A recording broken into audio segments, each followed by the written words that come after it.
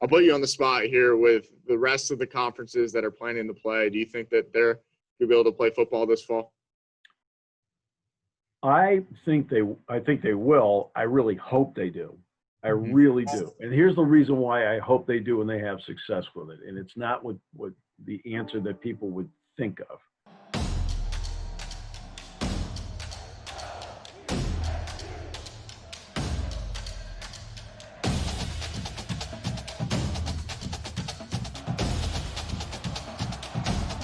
We have a little role reversal today. I want to welcome in the voice of Penn State, Steve Jones. I'm Kenny Schierlinger.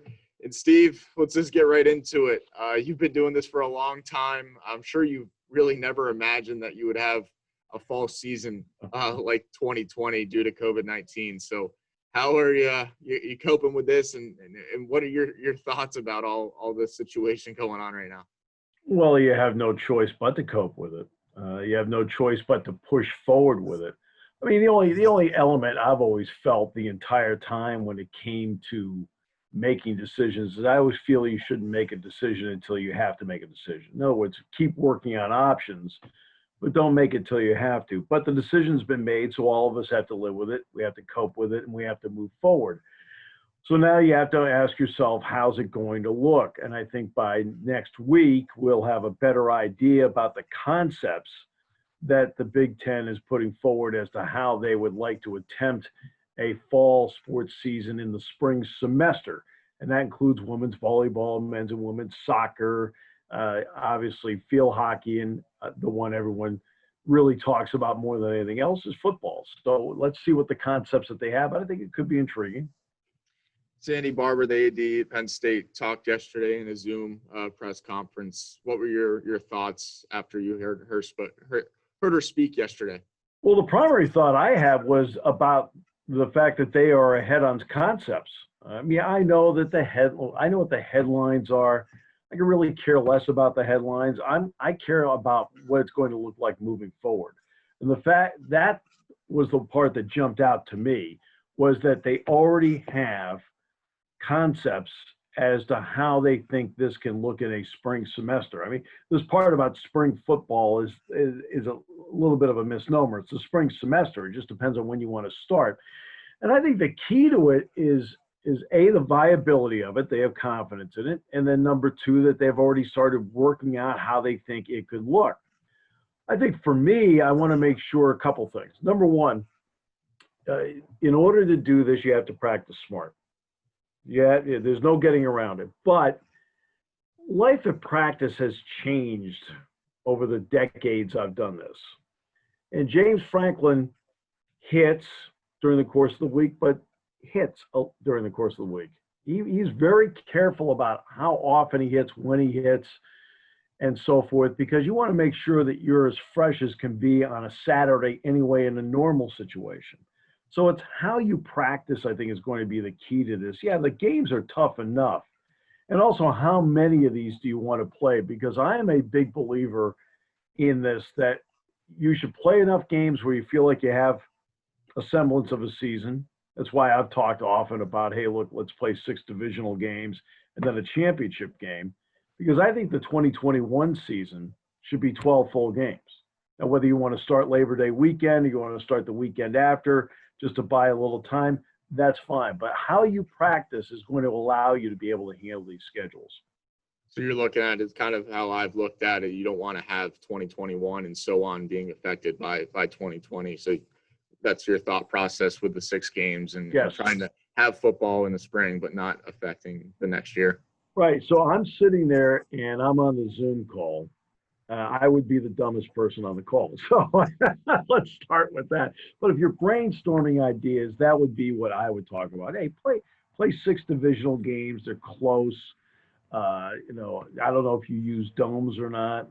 Then you get to that 7th game, which is the Big Ten championship game. And if you feel confident enough, then do a +1 for everybody, where 2 plays 2, 3 plays 3, whatever. But I don't want to do anything where you're extending yourself out so far, 8, 9, 10 games, where now you're putting what you want to do in 2021 in jeopardy. I would like to see them have the ability to then go to a 12-game full season in 2021, which means you need to leave enough of a gap to do it. But I think if you practice right and you do this right, you can do it. Number one, the players want to play, right? The players want to play games. And I think that's always lost in this. It's hard. There's no getting around it. But the practice part, they're never crazy about. It's the games they love. And I think that has to be taken into account. And I also think that universities with their college programs should get a lot of credit for what they've done, because the testing numbers, for the most part, have been fabulous across the board. And that's a real credit here at Penn State to what Sandy Barber put in place, to what James Franklin put in place, Dr. Sebastianelli, Dr. Seidenberg, Greg Billy, Andy Mutnam, the trainer, John Salazar, the basketball trainer. You can go on and on and on. And also, the fact is, the players, the student athletes listened to their people. And they listened, because they listened to them, they were able to get through these protocols. So they show that you can do it. Now the question is whether you can do it when there's hitting. What could the fall look like for football and these other fall sports that don't have a season now? I know you hit on a little bit, but what is it going to look like you're hearing? Well, once they get back to class, and everybody starts here August 24th, they're allowed 20 hours a week.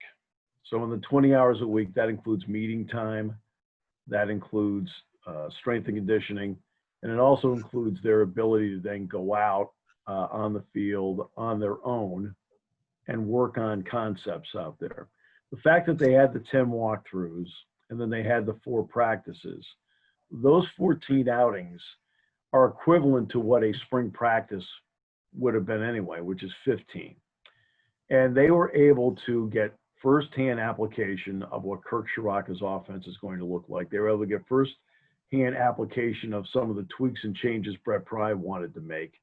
And also Joe Lorg and what he wanted to do with special teams. So I think he gave everybody a really good read on how to handle this moving forward. So the deficit that Penn State had by not having a spring practice was made up during that period of time, and now they can move forward with it because now the players really understand the concepts. That takes me to recruiting. What are you hearing from Penn State and the staff and kind of nationally, how this is going to affect the Big Ten recruiting-wise if they're the ones who aren't playing in the fall?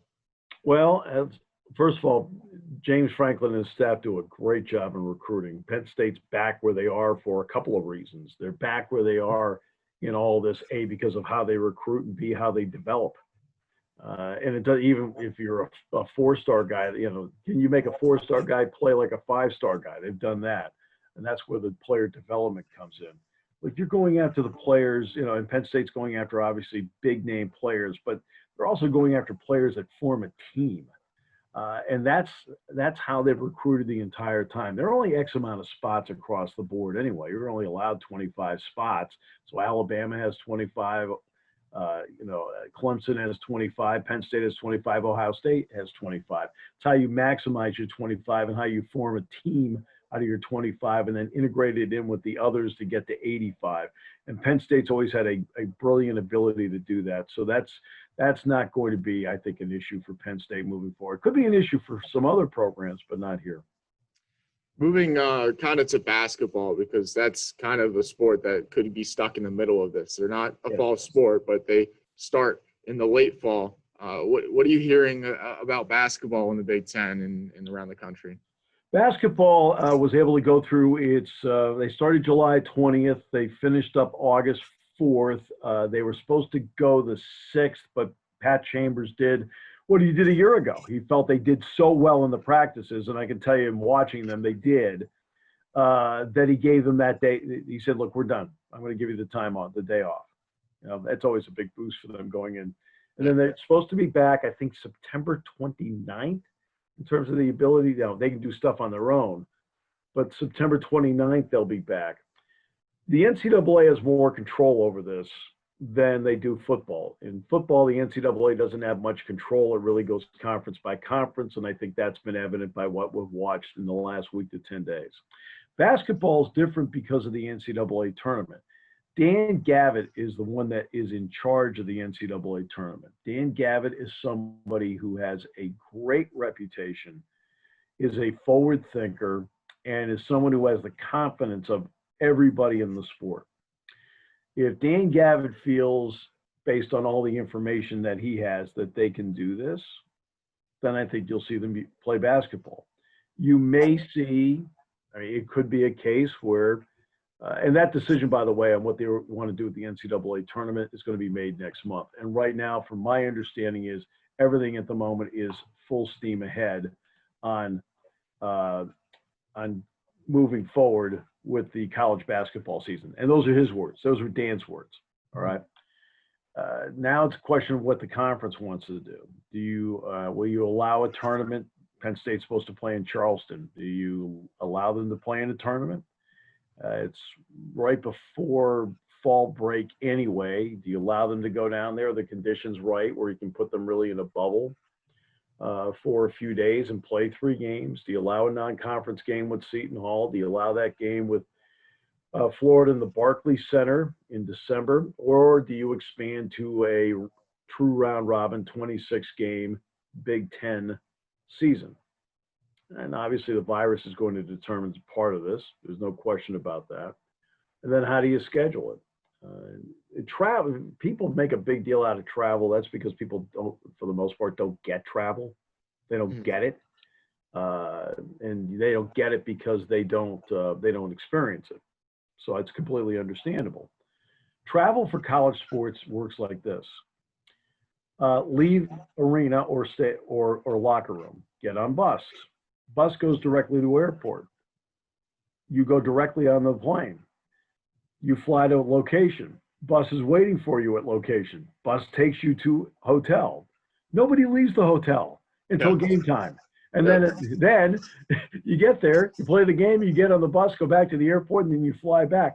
It's not like, for example, MLS or Major League Baseball, where these are professionals, right? They have their own free time, so they can go out. College players don't have free time to go out. They're not allowed to go out, right? It's all business. And so the traveling part is not a big deal as to what people think it is, because they don't understand the concept of how it works.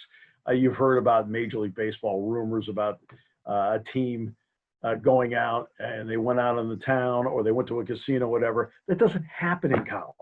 Yeah. Right? You have to have permission to leave the hotel first. Well, you don't get that permission. The only time you leave the hotel is to go play the game.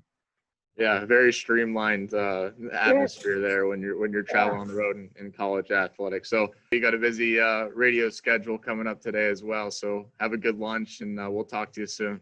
Kenny, always a pleasure. Thanks, my friend. Take care.